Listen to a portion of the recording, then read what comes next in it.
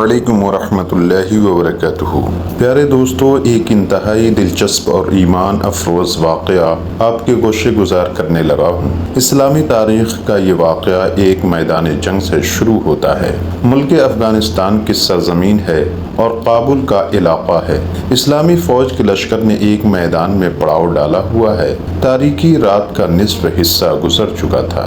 دن بھر کے تھکے مادے مجاہدین اس سرزمین کامل کے میدان میں میٹھی میٹھی نیند کے مزے لوٹ رہے تھے۔ انہیں اپنے ارد گرد کے پہاڑوں کے غاروں اور جنگل کے درختوں کے درمیان چلنے پھرنے والے شیروں کے دہاڑنے، ہاتھیوں کے چنگھاڑنے، چیتوں کے گرانے، بھیڑیوں کے چلانے اور گیدڑوں کے واویلا کرنے کے متعلق خبر نہ تھی۔ پہرے دار بھی آدھی رات تک پہرا دینے کے بعد اپنے خوابگاہوں میں سو چکے تھے۔ ان مجاہدین میں ایک بوڑھا مجاہد بھی تھا۔ تاریکی کے اس عالم میں یہ بوڑھا مجاہد جو اس انتظار میں بستر پر لیٹا ہوا تھا کہ تمام مجاہدین گہری نیند سو جائیں اور اسے انتہائی میں ایک سوئی کے ساتھ بارگاہ الہی میں راز و نیاز اور عبادت کرنے کا موقع مل سکے۔ جب اس نے محسوس کیا کہ اب تمام مجاہدین گہری نیند میں مستغرق ہو کر خراٹے لے رہے ہیں تو وہ اپنے خوابگاہ سے اٹھا اور دبے پاؤں چل کر چھاؤنی سے باہر آ گیا اور چلتے چلتے قریبی جنگل کے درختوں کے جھنڈ میں داخل ہو گیا۔ اس بوڑھے مجاہد کا یہ روز کا معمول تھا۔ اسی دوران چھاؤنی میں موجود ایک دوسرا مجاہد جعفر بن زید کافی عرصے سے اس بوڑھے کی ٹو میں تھا کہ آخر یہ بوڑھا مجاہد آدھی رات کے بعد چپکے سے جنگل میں کیا لینے جاتا ہے۔ لہٰذا جعفر بن زید بھی اس انتظار میں جاگ رہا تھا کہ کب یہ بوڑھا مجاہد اٹھے اور وہ اس کا تعاقب کرے کہ وہ کہاں جاتا ہے۔ بوڑھا مجاہد جب کچھ دور چلا گیا تو جعفر بن زید بھی اپنے بستر سے اٹھا اور فاصلہ رکھ کر اس بوڑھے مجاہد کے پیچھے درختوں کے جھنڈ میں داخل ہو گیا اور چھپ کر دیکھنے لگا کہ بھلا یہ بوڑھا مجاہد کیا کرتا ہے۔ بوڑھے مجاہد نے پہلے تو بڑے اطمینان سے وضو کیا اور پھر درختوں کے جھنڈ کے درمیان کپڑا بچھا کر نماز تہجد کی ادائیگی شروع کر دی اور بڑی رقت آمیز آواز سے قرآن پڑھنا شروع کر دیا۔ جہاں کہیں جنت کا ذکر ہوتا وہاں اللہ سے جنت کا سوال کرتا اور جہاں کہیں دوزخ اور اس کے عذابوں کا ذکر ہوتا وہاں گڑ گڑا کر اللہ کی پناہ مانگتا۔ اسے نماز میں تلاوت قرآن سے وہ لطف و سرور حاصل ہو رہا تھا جو بیان سے باہر تھا۔ وہ ابھی پہلی ہی رکعت میں تھا تو اس دوران ایک جنگلی شیر بھی ادھر آ نکلا اور اس بوڑھے کے قریب آ کر کھڑا ہو گیا۔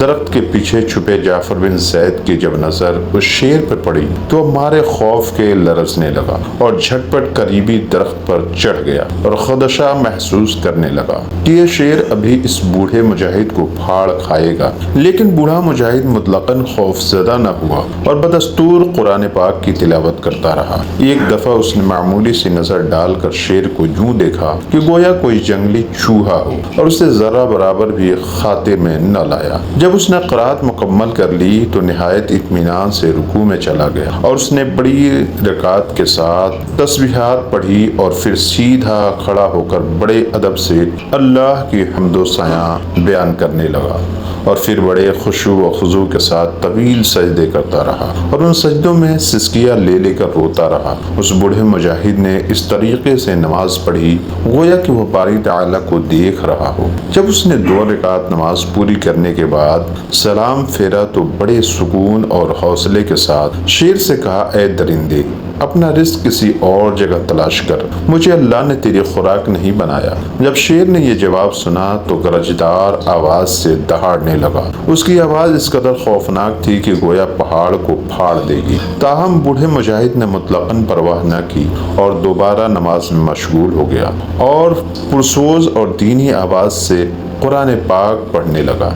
جب اس نے خشوع و خضوع کے ساتھ 8 رکعت اور 3 وتر مکمل کر لیے تو 2 زانو ہو کر اللہ تعالیٰ کی اتنی شاندار حمد و ثنا بیان کی کہ کمال کر دیا اور پھر دونوں ہاتھ پھیلا کر اس قدر رویا کہ درخت پر بیٹھے جعفر بن زید کے بھی آنسو ٹپکنے لگے۔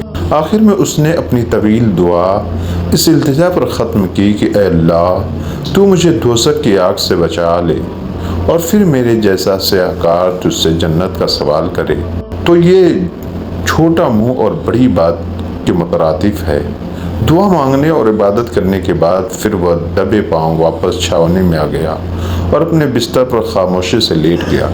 میں بھی اس کے پیچھے پیچھے واپس آ کر اپنے خوابگاہ میں لیٹ گیا، لیکن میری نیند میری آنکھوں سے کوسوں دور جا چکی تھی۔ میری آنکھوں میں اسی رقت آمیز عبادت کا منظر پوری طرح بسا ہوا تھا، گویا کہ میں ابھی بھی وہیں موجود ہوں۔ تھوڑی دیر کے بعد اذان فجر کی صدا بلند ہوئی۔ اذان فجر کے وقت وہ بوڑھا مجاہد اپنے بستر سے یوں اٹھا گویا وہ عشاء سے لے کر اذان فجر تک سوتا ہی رہا ہو۔ رات کی تاریکیوں میں چوروں کی طرح چھپ چھپ کر عبادت کرنے والے اس بوڑھے مجاہد کا نام صلہ بن اشیم ادوی تھا۔ 130 سال کی عمر پانے والے اس مجاہد کو بچپن ہی سے عبادت و ریاضت کا شوق تھا، لیکن یہ اپنے نماز روزے پر انحصار نہ کرتا تھا، بلکہ چاہتا تھا اسے اللہ کی راہ میں شہادت نصیب ہو۔ وہ اسی آرزو میں بڑے بڑے جنگی معرکوں میں حصہ لیتا اور نامور سپہ سالاروں اور سورماؤں کو ان کی اوقات یاد دلا دیتا۔ اس کے اسی اخلاص کی برکت تھی کہ لوگ والہانہ انداز میں اس کا احترام کرتے اور اس کے آگے پیچھے جاتے، اور انسان تو انسان رہے، درندے بھی ان کا لحاظ کرتے۔ جعفر بن زید رحمۃ اللہ علیہ جو عرصہ دراز سے لوگوں کی دلوں میں ان کی محبت اور الفت کی بھید کی تلاش میں تھے، وہ اسی رات جان گئے تھے کہ اس بوڑھے مجاہد کا یہی خفیہ عمل ہے جو اللہ تعالیٰ کو پسند آ گیا ہے، اور اس نے اسے جن و انس اور ملائکہ کرام کا محبوب بنا دیا ہے۔ تو محترم ناظرین کرام، یقیناً آپ کو یہ ویڈیو پسند آئی ہوگی، لہٰذا ویڈیو کو لائک کر دیں، چینل کو سبسکرائب کر دیں اور بیل آئیکن کو دبا دیں، اور اپنی رائے کا اظہار کمنٹ سیکشن میں ضرور کریں۔ جزاک اللہ۔